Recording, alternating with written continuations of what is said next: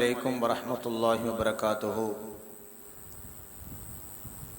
الحمد لله رب العالمين والصلاة والسلام على سيدنا محمد وعلى آله وصحبه أجمعين. أما بعد، رضيت بالله ربا وبالإسلام دينا وبمحمد صلى الله عليه وسلم نبيا ورسولا وببيعتنا بيعة نعوذ بالله من غضب الله وغضب رسوله. கண்ணியத்துக்குரிய உலமாக்களே மற்றும் பெரியவர்களே, தாய்மார்களே, சகோதர சகோதரிகளே, வாராந்த திக்ர் ஸலவாத் மஜ்லிஸில் அதை முடித்துவிட்டு சிறிய உபதேசத்தை கேட்கின்ற அந்த வளமையில் இன்று நாம் இருக்கின்றோம். கண்ணியத்துக்குரியவர்களே, அல்லாஹ் சுப்ஹானஹு வ தஆலா இந்த தீனை இஸ்லாம் என்றும் ஈமான் என்றும் இஹ்சான் என்றும் 3 படித்தரங்களாக எங்களுக்கு தந்திருக்கிறான். இஸ்லாம் என்பது அல்லாஹுடைய ஏவல்களை எடுத்து விலக்கல்களை தவிர்த்து நடப்பது, கடமையாக்கப்பட்டவைகளை கட்டாயம் நிறைவேற்றுவது, இஸ்லாத்தின் 5 பெரும் கடமைகளை பூரணமாக நிறைவேற்றுவது போன்ற அம்சங்களை உள்ளடக்கியது. ஈமான் என்பது நம்பிக்கை சார்ந்தது, இதயத்தோடு சம்பந்தப்பட்டது. அது வெளிரங்கமான அமல்களை மட்டும் வைத்து தீர்மானிக்கப்படுவது அல்ல. சில அரபிகள் நபிகள் நாயகம் ஸல்லல்லாஹு அலைஹி வஸல்லம் இடத்திலே வந்து வகாலத்தில் ஆராபு ஆமன்னா, நாயகமே யா ரசூலல்லாஹ், நாங்கள் ஈமான் கொண்டு விட்டோம் என்று கூறிய பொழுது அல்லாஹு தஆலா சொன்னான், நாயகமே யா ரசூலல்லாஹ், அவர்களுக்கு சொல்லுங்கள், ஈமான் கொண்டு விட்டதாக சொல்ல வேண்டாம், வலாக்கின் கூலு அஸ்லம்னா, வேண்டுமானால் நீங்கள் இஸ்லாம் ஆகிவிட்டோம் என்று சொல்லுங்கள் என்று நாயகமே யா ரசூலல்லாஹ் நீங்கள் கூறுங்கள் என்று அல்லாஹு தஆலா அந்த ஆயத்தை இறக்கினான். இஸ்லாம் என்பது செயல்பாடு, ஈமான் என்பது நம்பிக்கை கோட்பாடு. இதை அல்லாஹ் விளங்கப்படுத்துகிற பொழுது வலம்மா யதுகுலில் ஈமானு ஃபீ குலூபிக்கும், உங்களுடைய உள்ளங்கள் கல்புகளில் ஈமான் இன்னும் நுழையவில்லை என்று கூறுங்கள் என்று சொன்னான். அப்ப ஈமான் என்பது கல்போடு சம்பந்தப்பட்ட விடயம். இஸ்லாம் என்பது கடமைகள். மூன்றாவதாக இஹ்சான் என்பது ஒரு மனிதனுடைய உணர்வு தரிசன நிலையோடு சம்பந்தப்பட்டது. இஹ்சான் என்றால் என்ன நாயகமே யா ரசூலல்லாஹ் என்று வானவர் கோமான் ஜிப்ரீல் அலைஹிஸ்ஸலாம் கேட்ட பொழுது ஸல்லல்லாஹு அலைஹி வஸல்லம் சொன்னார்கள், அன் தஅபுதல்லாஹ கஅன்னக தராஹு, நீ இறைவனை காண்பதாக வணங்க வேண்டும். ஃபஇல்லம் தகுன் தராஹு ஃபஇன்னஹு யராக, நீ அவனை காணவில்லை என்றால் அவன் உன்னை காண்கிறான் என்கின்ற அந்த உணர்வு நிலையோடு நீ வணங்க வேண்டும் என்று அதற்கு வரைவிலக்கணத்தை நபிகள் நாயகம் ஸல்லல்லாஹு அலைஹி வஸல்லம் சொன்னார்கள். இதுதான் சூஃபியாக்களாகிய ஆரிஃபீன்கள், ஞானிகள் வெறுமனே முஸ்லிம் என்கிற வார்த்தையை கடந்து ஒரு மனிதன் இந்த 2 நிலைகளை முஃமின் முஹ்சின் என்கின்ற நிலையை அடைய வேண்டும் என்பதற்காக இஸ்லாத்தை அழகாக ஷரீஅத், தரீகத், ஹகீகத், மஅரிஃபத் என்கின்ற படித்தரங்களாக இவைகளை எங்களுக்கு அடையாளப்படுத்தி இருக்கிறார்கள். ஷரீஅத் என்பது ஒரு மனிதன் ஏவல் விலக்கல்களை எடுத்து நடக்க வேண்டும். தக்வா என்றால் என்ன? ஏவல்களை எடுத்து விலக்கல்களை தவிர்த்து நடப்பது தக்வா என்று நாம் சொல்லுவோம். தரீகத்து என்பது அதில் பேணுதலான மனோநிலையை ஒருவன் உள்வாங்கி நடப்பதுதான் தரீகா. அதான் சூஃபியாக்கள் அதற்கு கொடுத்திருக்கின்ற விளக்கம். மார்க்கத்தில் எது மிக பேணுதலான வாழ்வாக இருக்கிறதோ அதை நாங்கள் எடுத்துக்கொள்வது. இதற்காக இமாமுனா கஸ்ஸாலி ரஹ்மஹுல்லாஹ் அன்னவர்களுடைய சில புத்தகங்களை, கிதாபுகளை நாங்கள் பார்க்க முடியும். இன்னும் பல பெரியார்கள், இமாம்களுடைய புத்தகங்களை பார்க்க முடியும். ஒரு மனிதனுடைய வாழ்வில் எந்த அளவு அவன் பேணுதலை எடுத்துக்கொள்ள வேண்டும் என்பதை பற்றி தெளிவாக சொல்லுவார்கள். வுது இல்லாமல் ஒரு மனிதன் இருப்பதில்லை. சூஃபியாக்களிடம் வுது இல்லாமல் ஒரு மனிதன் இருப்பதில்லை. ஏனென்றால் ஆத்மீகம், ஒரு சூஃபி என்று சொல்கின்றவன் அல்லது தரீகா என்று சொல்லுகின்றவன் அல்லது ஈமான், ஒரு முஃமின் என்று சொல்கின்றவன் எந்த நேரத்திலும் அவன் மரணத்திற்கு தயாராக இருக்க வேண்டும். அந்த மரணம் அவன் வுதுவோடு சுத்தமாக இருக்கின்ற பொழுது அவனுக்கு ஏற்பட வேண்டும் என்று அவன் ஆசைப்படுவான். இதில் இந்த ஆத்மீக பாதையில் போகின்ற பொழுது ஒரு தர்ம சங்கடம் இருக்கும். என்ன தெரியுமா? இந்த ஆத்மீக பாதையில் போகின்றவர்களை சாமானியமான பலர் எதிர்ப்பார்கள், விமர்சிப்பார்கள். ஏன் விமர்சிப்பார்கள்? கெட்டவனை விமர்சிப்பதை விட நல்லவனை விமர்சிக்கின்ற வழக்கம் அதிகமாக இருக்கும். காரணம், ஒரு நல்லவன் தெளிந்த கண்ணாடியாக இருப்பான். ஒரு நல்லவன் தெளிந்த கண்ணாடியை போல இருப்பான். தெளிந்த நீரிலே நீங்கள் பார்த்தால் உங்களுடைய முகம் எவ்வாறு கலங்கம் இல்லாமல் தெரிகிறதோ, தெளிவான கண்ணாடியில் நீங்கள் பார்த்தால் உங்கள் முகம் எப்படி கலங்கம் இல்லாமல் தெரிகிறதோ, அதுபோல ஒரு முஃமினை பார்த்தால் தெளிந்த நீரை போல, தெளிவான கண்ணாடியை போல அவன் காட்சி அளிப்பான். தெளிந்த கண்ணாடி எப்பயாவது பிழையான முகத்தை காட்டுமா? கண்ணாடியை மனிதன் பார்த்தால் மனிதன் தெரியும், குரங்கு பார்த்தால் குரங்கு தெரியும். கண்ணாடியை நாய் பார்த்தால் நாய் தெரியும். கண்ணாடியை மாடு பார்த்தால் மாடு தெரியும். ஒரு முஃமின் தெளிவான கண்ணாடியாக இருப்பான், தெளிந்த நீராக இருப்பான். அவனை யார் பார்க்கிறார்களோ அவர்களுடைய தகுதிக்கு அதனுடைய பின்பம் இந்த கண்ணாடியிலே பிரதிபலிக்கும். ஒரு இறைநேசர் இருக்கிறார். ஒரு இறைநேசரை பார்த்து ஒருவன் குரங்கு என்று சொல்கிறான் என்று வைத்துக் கொள்ளுங்கள். என்ன அர்த்தம்? அவர் ஒரு கண்ணாடி. எனவே பார்த்தவர் யார் என்று வைத்துத்தான் அந்த கண்ணாடியில் தெரியும். இதுதான் அந்த சூஃபியாக்கள் சொல்லக்கூடிய விடயம். ஒரு மூமின் பார்த்து விட்டால், ஒரு மூமினை இன்னொரு மூமின் பார்த்தால், இரண்டு பேரும் தெளிந்தவர்கள், கண்ணாடியாக இருப்பார்கள். இருவருக்கும் நல்ல முகத்தை தவிர, நல்ல பின்பத்தை தவிர எதுவும் தெரிய மாட்டாது. வேறு ஏதாவது தெரியுமா? தெரியாது. அல் முஃமினு மிர்ஆத்துல் முஃமின். ஒரு முஃமின் இன்னொரு மூமினுக்கு கண்ணாடியாக இருப்பான் என்று நபிகள் நாயகம் ஸல்லல்லாஹு அலைஹி வஸல்லம் சொல்கிறார்கள். இதற்கு கல்வினுடைய சுத்தம் அவசியம். எனவேதான் இமாம் சய்யிதுனா அலி இப்னு அபீ தாலிப் ரலியல்லாஹு தஆலா அன்ஹு அன்னவர்களை கூட வெறுக்கின்றவர்கள் என்ன சொன்னார்கள் தெரியுமா? இமாம் அலி தொழுவதில்லை என்று விமர்சித்தார்கள். அலி ரலியல்லாஹு தஆலா அன்ஹு அவர்கள் தொழுவதில்லை என்று சிரியாவிலே ஒரு வதந்தி பரப்பப்பட்டிருந்தது அவர்கள் வாழுகிற காலத்திலேயே. எப்படிப்பட்ட இமாம் அலி தெரியுமா?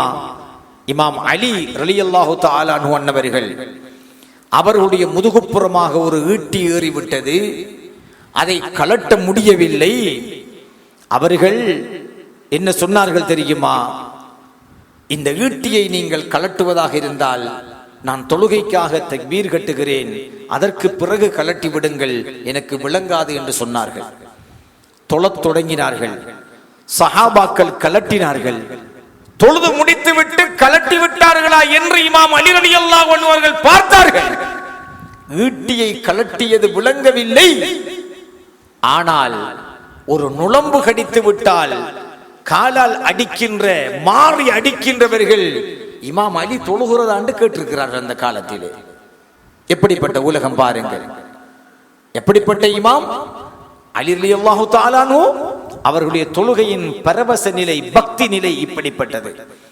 அது மட்டுமல்ல, அவர்கள் சொன்னார்கள், நான் என்னுடைய ரப்பை வணங்குகிற பொழுது எனது ரப்பை பார்க்காமல் நான் வணங்குவதில்லை என்று சொன்னார்கள் இமாம் அலி இப்னு அபீ தாலிப் ரலியல்லாஹு தஆலா அன்ஹு. அப்படிப்பட்ட இமாம் அலி ரலியல்லாஹு அன்ஹு தொழுகிறதா என்று கேட்டா இது எவ்வளவு பெரிய வேடிக்கையான வார்த்தை. காரணம், நல்லவர்கள் இந்த உலகத்திலே வாழுகின்ற பொழுது கடுமையாக விமர்சிக்கப்பட்டிருக்கின்றார்கள். அதனால் ஒரு வெற்று முஸ்லிமாக இருக்கின்ற ஒருவன் மூமினாக இருக்கின்ற ஒருவனை விமர்சிப்பது என்பது ஆச்சரியமான விஷயம் அல்ல. ஒரு வெற்று முஸ்லிமாக இருக்கின்ற ஒருவன் முஹ்ஸினாக இருக்கின்ற ஒருவனை விமர்சிப்பதிலே எந்த ஆச்சரியமும் இல்லை. காரணம், அவன் ஈமானுடைய மர்த்தபாவுக்கு வரவில்லை, இஹ்சானுடைய மர்த்தபாவுக்கு வரவில்லை. ஸல்லல்லாஹு அலைஹி வஸல்லம் அன்னவர்களை வாழ்வில் நேரடியாகவே பார்த்தவர்கள் அந்த நாட்டுப்புற அரபிகள். என்ன சொன்னார்கள்? காலத்தில் அராபு ஆமன்னா, நாங்கள் ஈமான் கொண்டு விட்டோம் என்று சொன்னார்கள். அல்லாஹ் சொன்னான், ஈமான் கொண்டு விட்டதாக சொல்ல வேண்டாம், வேண்டுமென்றால் இஸ்லாம் ஆகிவிட்டோம் என்று சொல்லுங்கள். ஏன்? ஈமான் என்பது உங்கள் இதயத்துக்குள் இன்னும் நுழையவில்லை என்று அல்லாஹ் தஆலா சொல்கிறான். ஈமான் என்பது கல்புக்குள் நுழைந்திருக்க வேண்டிய அம்சம்.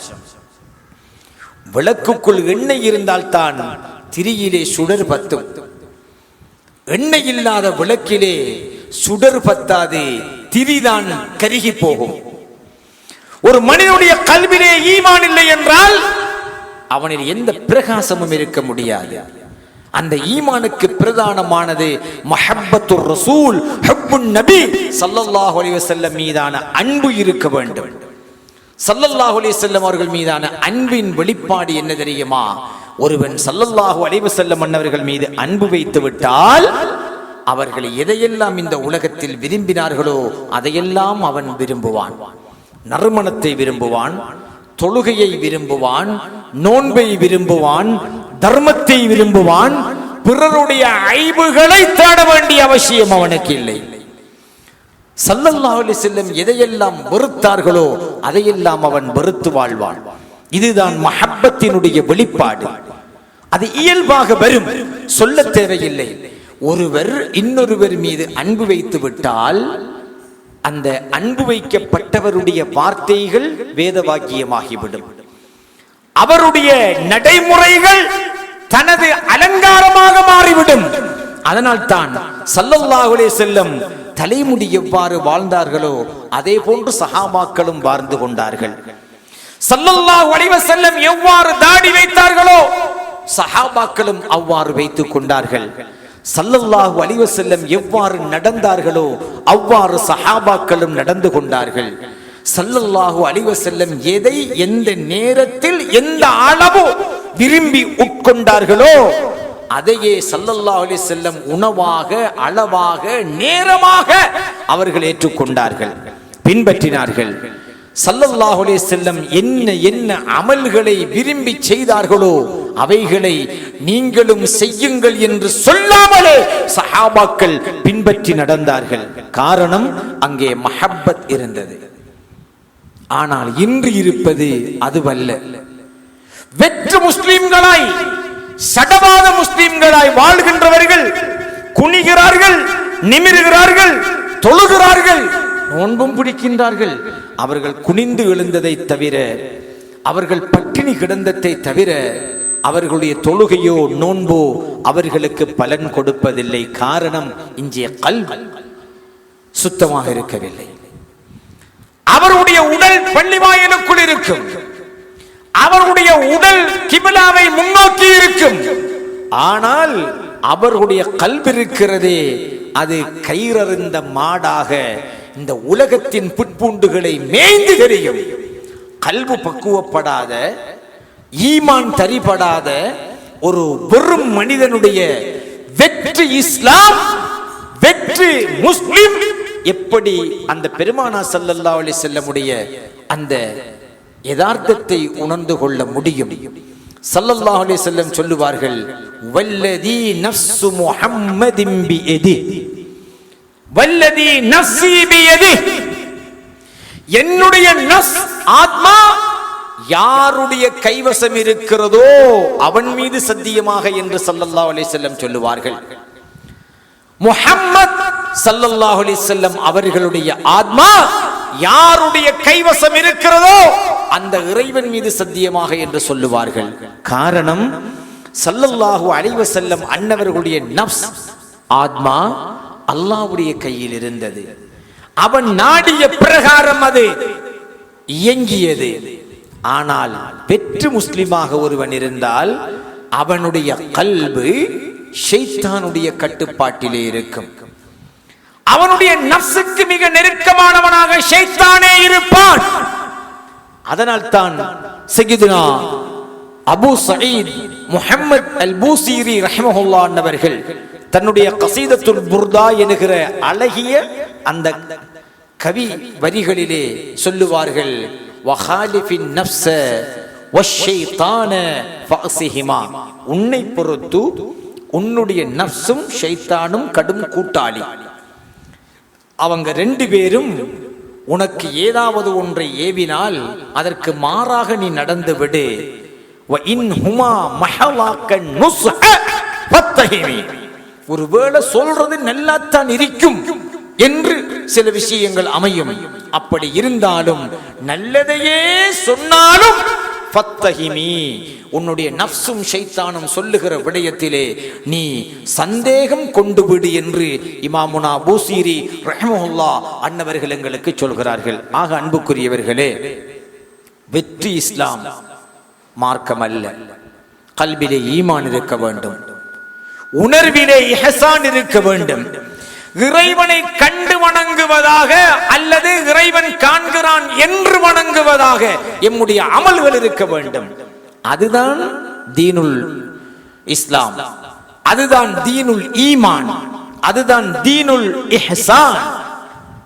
இதுதான் ஸல்லல்லாஹு அலைஹி வஸல்லம், அதுதான் அவர்களுடைய மனோபாவம். எனவே நாம் எதற்காக இந்த திக்ருகளை செய்கிறோம் என்றால், நாம் வெற்று முஸ்லிமாக வெற்று மனிதனாக இல்லாமல் நாங்கள் இருக்க வேண்டும். அதனால் நாங்கள் பிறருடைய குறைகளை தேடுவதை தவிர்த்து எம்மில் இருக்கின்ற நிறைகள் குறைகளை நாமே ஆய்வு செய்து, எம்மை நாமே சுய பரிசோதனை செய்து, எம்மை நாமே சுய விசாரணை செய்து எங்களை நாங்கள் மாற்றியமைப்பதற்கான வழிகளைத்தான் நாம் கட்டாயம் தேட வேண்டும்.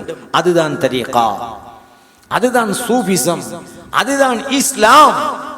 மாறாக தெளிந்த கண்ணாடிகளாய் இருக்கின்ற நல்லடியார்களை, தெளிவான கண்ணாடியாக இருக்கின்ற தெளிந்த நீராக இருக்கின்ற நல்லடியார்களை நாம் பார்ப்பதால், விமர்சிப்பதால் ஒன்றை புரிந்து கொள்ளுங்கள், அவர்கள் தெளிவான தண்ணீர், தெளிவான தெளிந்த கண்ணாடி, தெளிந்த நீர், தெளிவான கண்ணாடி.